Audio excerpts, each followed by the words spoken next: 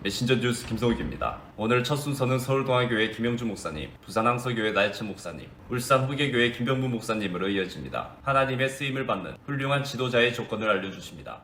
미국 뉴스위크가 선정한 미국을 대표하는 대통령 역사가라고 그렇게 명명된 마이클 배슐로드라는 사람이 그 대통령의 용기라는 그 책을 지었습니다. 근데 이 저자가 미국의 대통령들을 연구하면서 특별히 9명의 사람을 선정했습니다. 왜 이 사람이 이 미국 사람들의 존경과 사랑을 받는 위대한 대통령이 될 수 있었는가 할 때 공통적으로 발견한 것이 그 자신을 위한 결정을 하지 않았다는 겁니다. 정치하는 사람에게 가장 중요한 것은 선거입니다. 정권을 잡는 겁니다. 그러나 그는 정권을 잡지 않는다 할지라도 정말 이 백성을 위한 선택을 하고 그 당시에는 조롱과 비난을 받았지만 역사가들에 있어서 미국을 가장 빛낸 아름다운 리더, 정말 좋은 리더로 그렇게 선정이 되었던 것입니다. 예를 들면 조지 워싱턴 같은 경우는 이 독립전쟁의 영웅이었습니다. 사람들이 그를 추앙했습니다. 그래서 초대 대통령이 되었습니다. 그가 초선과 재선을 다 하게 되었습니다. 그 당시는 아무 법칙이 없었으니까 3선을 하든 4선을 하든 아무 상관이 없습니다. 근데 영국이 계속해서 괴롭힙니다. 힘들게 만듭니다. 그때 미국 사람들이 우리가 다시 한번 전쟁을 하면서 영국 사람을 이 땅에서 완전히 몰아내고 영국의 버릇을 고쳐주자고 전쟁 옹호론자들이 전쟁 영웅인 워싱턴을 향해 그를 지지해주고 자금을 대주고 바로 그 일을 하자고 하게 되었습니다. 이 조지 워싱턴이 생각을 합니다. 독립전쟁으로 몹시 피폐해진 이 미국의 경제나 정치나 모든 상황들을 바라볼 때 이 백성들이 승리는 하겠지만 너무나 많은 대가를 치러야 되는 그것 때문에 그는 자기가 그 다음에 재선될 수도 없다는 것을 알면서도 영국의 자산을 인정해주고 영국이 이 땅에서 철수하고 함께 교역하는 비밀리의 그 조약을 맺었고 상호노인을 간신히 통과하게 되었습니다. 그는 겁쟁이 비겁한 사람, 비열한 인간이라는 수없는 비난을 받고 그는 두 번째만 집권하고 떠날 때는 워싱턴에서 너무 쓸쓸하게 떠날 수밖에 없었습니다.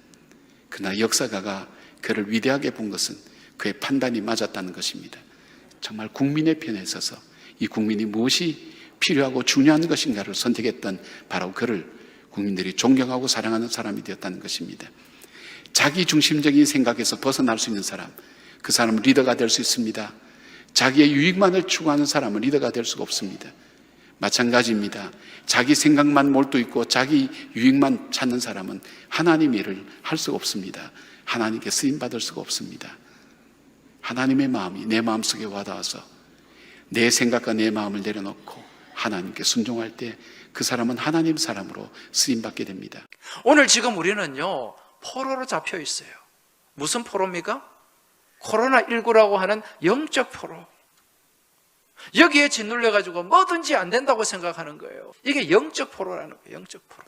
여러분, 이러한 코로나 2년여 기간 동안 어디가 제일 많은 어려움을 겪고 피해를 입고 있습니까? 교회 공동체예요.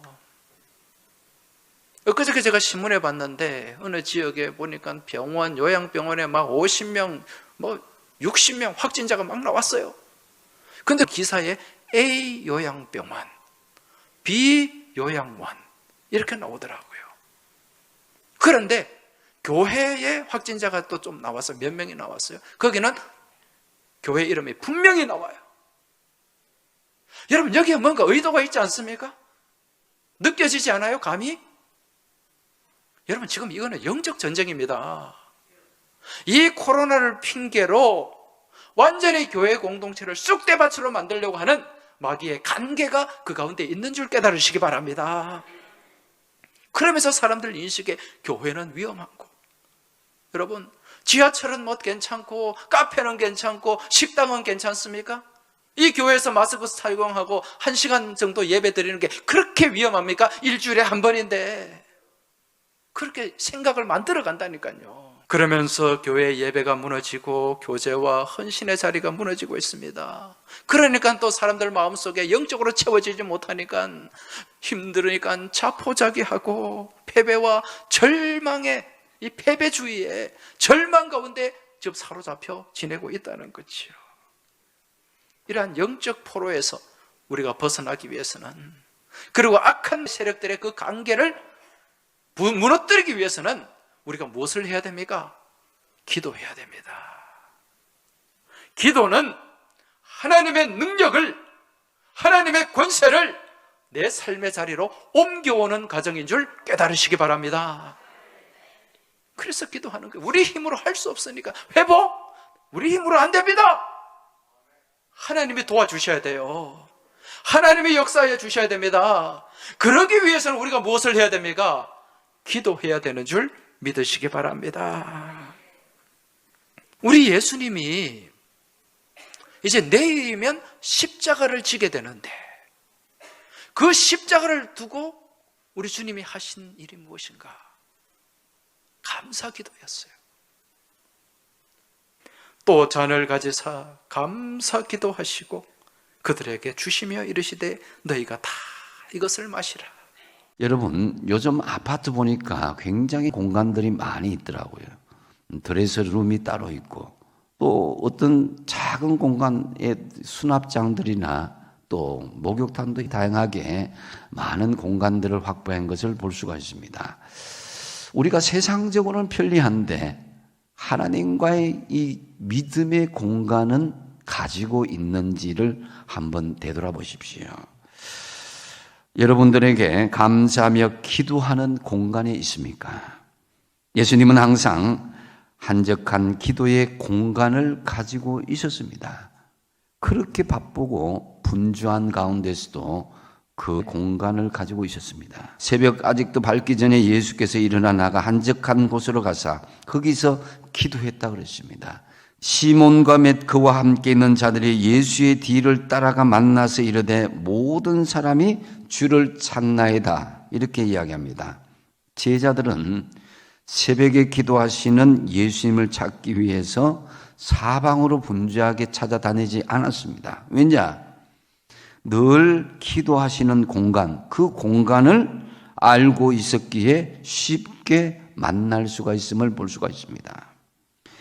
예수께서 나가사 습관을 따라 감람산에 가심에 제자들도 따라갔다라고 기록하고 있습니다. 예수님은 십자가에 달리시기 전에 이 습관에 따라서 감람산에 갔다.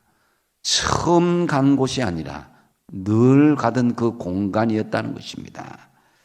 그 감람산이라는 공간은 바로 하나님께 간절히 기도하는 공간이었던 것입니다. 여러분의 삶에 기적을 만들고 감사를 고백하는 기도하는 공간이 있습니까? 주님은 우리와 만나 긴밀하게 교제하기를 원합니다. 결정적으로 사랑하는 사람은 은밀하게 만나는 공간이 있어야 됩니다. 그래서 기도의 공간을 가지시기를 바랍니다. 주님은 구체적으로 그것을 골방이라고 말씀하십니다.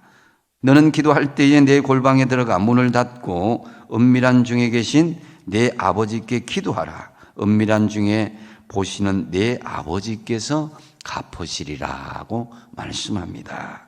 개인 공간을 가진다는 것은 하나님만 바라보는 것입니다.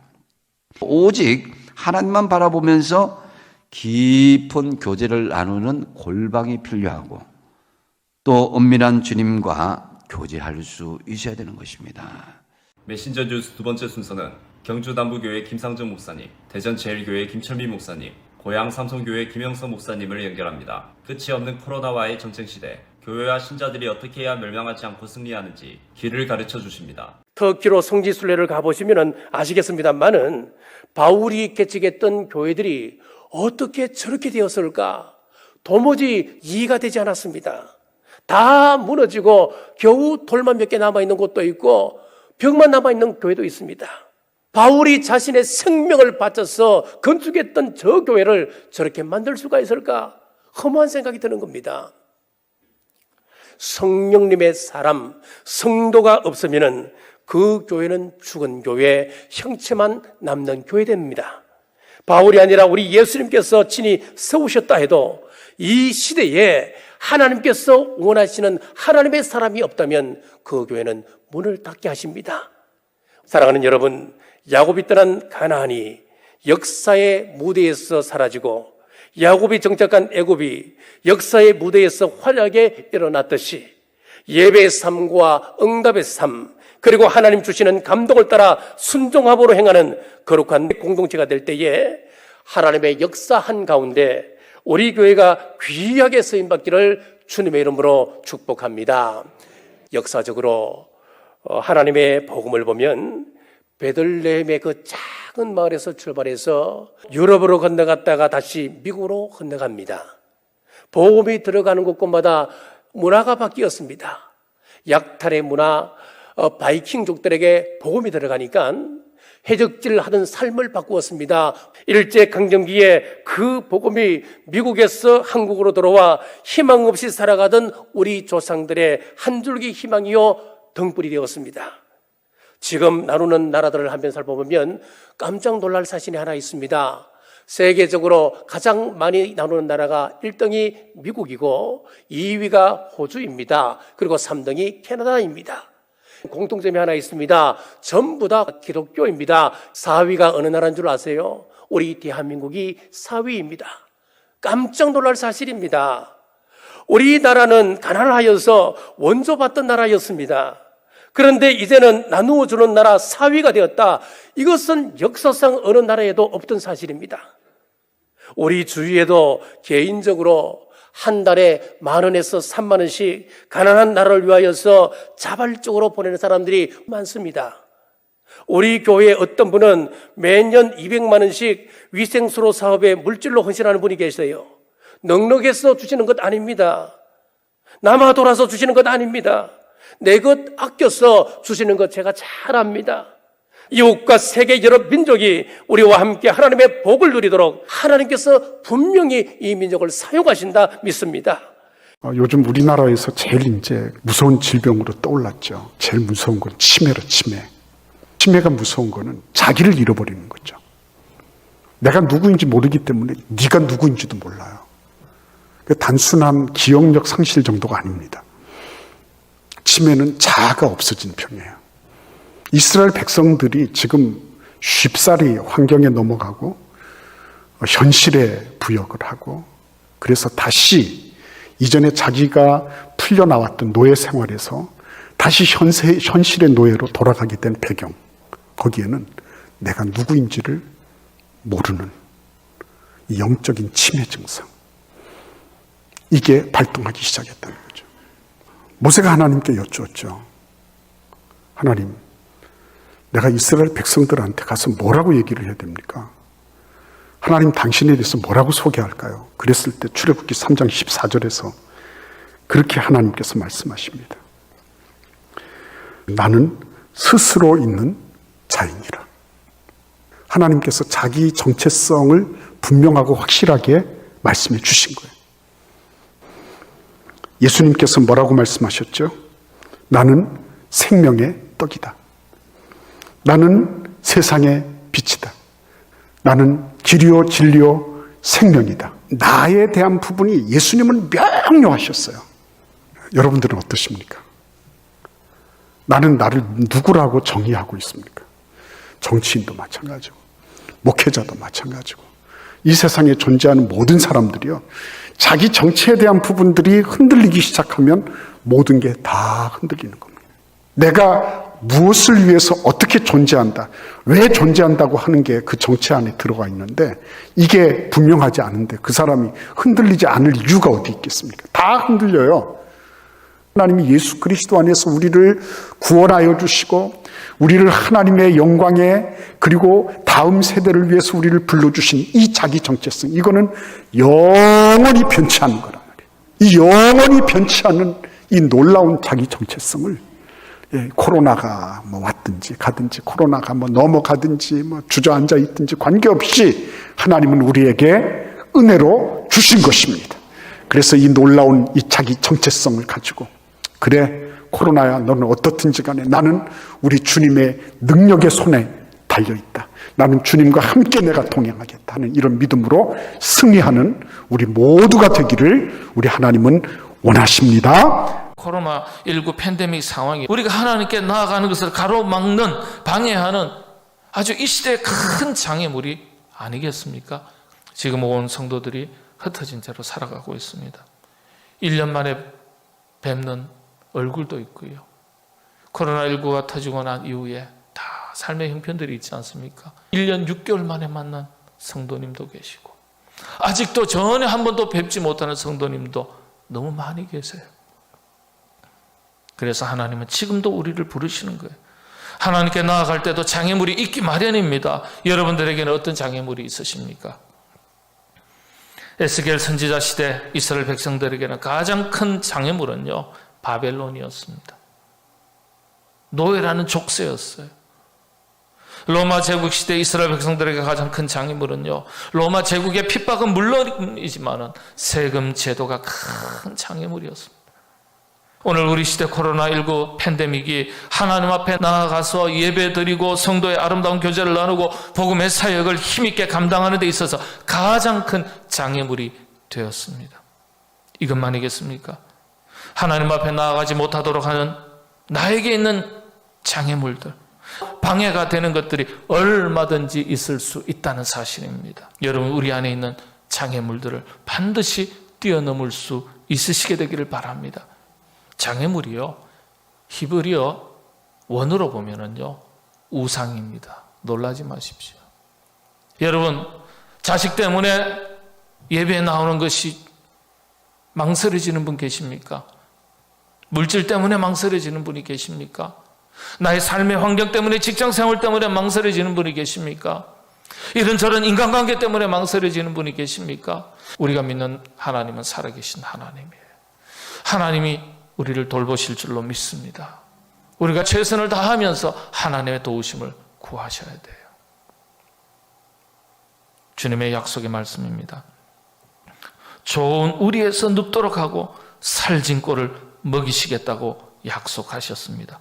글자 그대로 부르심의 주의 음성, 하나님의 음성을 듣고 하나님께로 가까이 나아갈 때 이와 같은 은혜를 우리가 경험할 수 있습니다. 코로나19 시절 흩어진 하나님의 백성들을 다시 불러 모으시는 하나님의 음성을 듣고 여러분, 복되고 거룩한 예배의 자리, 공동체의 자리, 사랑의 교제의 자리, 맡겨주신 사명에 따른 헌신의 자리로 여러분들 다시금 더욱더 가까이 나아오시게 되기를 바랍니다.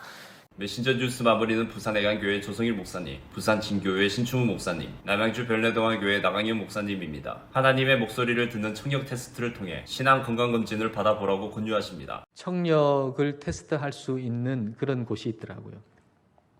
10대가 들을 수 있는 소리다 클릭하니 그 소리가 잘 들려요. 60대 이상 들을 수 있는 소리다 클릭하고 들어보니까 잘 들려요.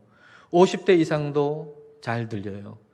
40대 이상 누르니까 안 들려요. 그래서 뭐 좀 잘못됐다 싶어가지고 아이들 불렀어요. 얘들아 와봐라. 이거 들리냐? 들린대요. 저는 하나도 안 들리는데. 그러니까 아이들이 어떻게 이 소리가 안 들릴 수가 있어? 하고 이상하게 보더라고요. 내가 안 들린다고 그 소리가 없는 게 아니에요. 분명히 소리가 있는데 나는 못 듣는 거예요. 삶이 그냥 비참하게 무너진 다음에서야 주님의 음성을 듣는다면 우리의 영적 청력이 너무나도 노화가 되어버린 것이겠지요. 45절과 46절을 보십시오.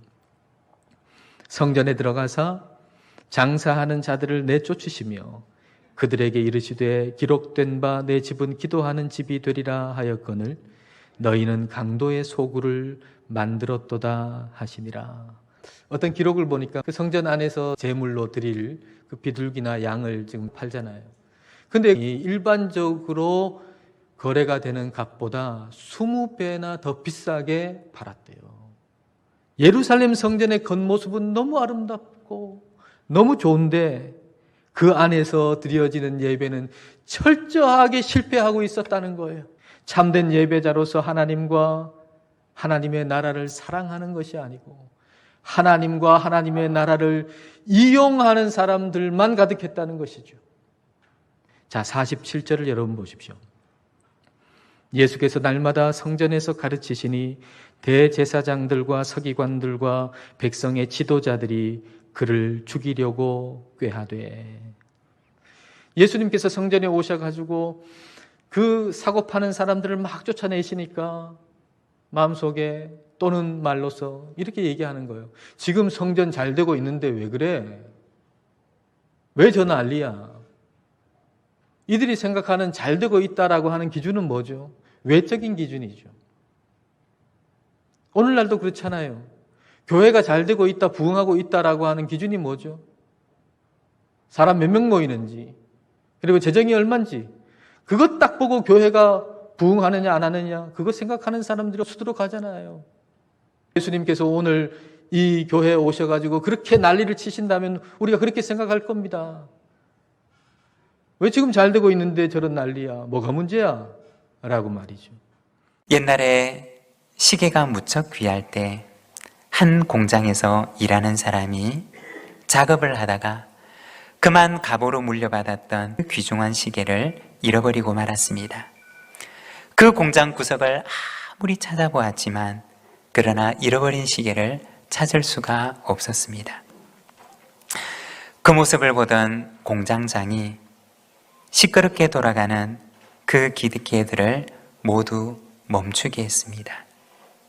기계를 멈추고 나니 그 공장 안이 고요해졌는데, 그런데 그 한쪽 구석에서 톱밥 사이에 파묻혀 있던 째깍, 째깍, 째깍 하는 소리가 들려왔던 것입니다. 그리고 그 안을 살펴보니 거기에 잃어버렸던 시계가 있더랍니다. 여러분, 우리의 생각을 멈출 때, 내 고집을 멈추고 세상의 소리를 멈추게 될 때, 우리가 하나님을 향하여 귀를 열고자 할 때 하나님께서는 비로소 우리의 마음 가운데 당신의 음성을 들려주시는 것입니다. 오늘 이 말씀에 보면 그토록 다양한 구성원인 이 안디옥 교회, 서로 다른 생각을 가지고 있고 서로 다른 배경을 가지고 있는 이 안디옥 교회에 성령님께서 한 명령을 전하십니다. 내가 불러시키는 일을 위하여 바나바와 사울을 따로 세우라. 우리가 이 말씀에 머물러 서서 함께 생각을 하고 묵상하기를 원하는데, 이 말씀에 보면 성령님께서 말씀하시는데 내가 불러 시키는 일을 위하여 라고 얘기를 하십니다. 무엇을 말씀하시는 것일까요? 이 말씀의 의미는 교회 공동체는 하나님의 의지가 먼저라는 것입니다. 교회 공동체는 하나님의 뜻이 먼저 앞장서고 그 뒤를 따라가는 공동체라는 것입니다. 우리는 간혹 내가 앞장서서 내가 하고 싶은 일을 하려고 하는 경우들이 있습니다. 그렇지만 내가 앞장서게 되면 나의 영적인 길을 잃을 뿐만 아니라 내가 속한 하나님의 교회가, 하나님의 공동체가 길을 잃게 된다는 것입니다. 오늘 등장하는 사사는 바로 에훗이라는 사람입니다. 이스라엘 백성들이 또다시 하나님 앞에서 범죄하였고, 그래서 결국 동쪽의 이 모압 족속에 의해서 이스라엘이 18년 동안 지배를 받게 됩니다. 그래서 이스라엘의 삶은 피폐해질 대로 피폐해졌고 도저히 견딜 수 없게 되자 그들은 18년이 지나면서 하나님께 부르짖기 시작합니다. 이스라엘의 그 부르짖음을 들으신 하나님은 이제 그들을 위하여 구원자를 세우시죠. 그는 바로 왼손잡이 에훗이었습니다. 성경의 왼손잡이라고 번역된 이 말을 직역하면 오른손을 사용할 수 없는 장애인이라는 말입니다. 자, 이제 하나님께서 이렇게 왼손밖에 쓸 수 없는 에훗을 통해서 이스라엘을 구원하는 일을 도대체 어떻게 펼쳐나가는가? 자, 이스라엘은 이 모압의 압제 때문에 18년 동안 이 조공을 바치면서 그렇게 착취를 당했어요. 근데 이제 에훗이 대표로 조공을 바치는 일을 하게 됩니다. 평소처럼 곡물을 준비해서 모압 왕 에글론에게 나아갑니다. 그런데 이때 이 에훗이 모압 왕을 없애기 위해서 칼을 오른쪽 허벅지 옷 속에 몰래 숨겨서 부착을 하고 들어갑니다. 그런데 당시에 모압 군대가 이 조공을 바치러 온 사람들을 얼마나 삼엄하게 경비를 하고 검문을 했겠습니까? 하지만 그는 한쪽 손을 잘 못 쓰는 사람이잖아요. 그래서 별로 의심을 받지 않았어요. 에훗은 그렇게 모압 왕 에글론에게 나아가서 곡물을 바쳤습니다. 그리고 곡물을 바치고 돌아가던 에훗이 다시 에글론에게 돌아옵니다. 무언가 은밀하게 왕에게 드릴 말씀이 있다고 다시 찾아온 거예요. 에글론은 이 에훗의 은밀한 이야기를 듣기 위해서 주변의 신하들을 다 밖으로 나가라고 하고 이 에훗을 혼자 가까이 독대를 하게 됩니다. 그는 이제 혼자 남은 에글론 왕에게 하나님의 명령을 받들어 드릴 말씀이 있다라고 하니까 에글론이 그 말을 듣기 위해서 자리에서 일어납니다. 에훗은 그 순간을 놓치지 않고 칼을 빼서 에글론 왕을 찌르게 돼요. 성경은 칼이 그의 몸을 뚫고 등 뒤까지 나갔다고 상세히 표현해주고 그 칼자루를 통해서 기름이 엉겨 흘러나왔다라고 이렇게 표현하는데요. 이제 에훗은 왕과 함께 있던 다락방 문을 안에서 잠가버리고 다른 통로로 빠져나갑니다. 이제 이스라엘 백성들은 용기를 내서 에훗을 뒤따라 모압을 치러 나갑니다. 그들은 요단강 나루턱을 장악하고 우왕좌왕하는 10,000명의 모압 군대를 물리칩니다. 에훗이야말로 지금 이스라엘을 구원할 수 있는 가장 확실하고 가장 적절한 인물이었고 하나님은 그런 그를 준비시켰다가 보내시고 하나님의 계획을 따라 모든 일이 이루어지게 하신 것입니다. 목사님들의 말씀 전체를 들으실 수 있도록 전부 링크해 두었습니다. 아침 메신저 뉴스 구독을 누르지 않은 시청자님이 계시면 지금 구독과 좋아요 알림 설정까지 부탁드립니다. 다음 주까지 안녕히 계십시오. 메신저 뉴스 김성욱이었습니다.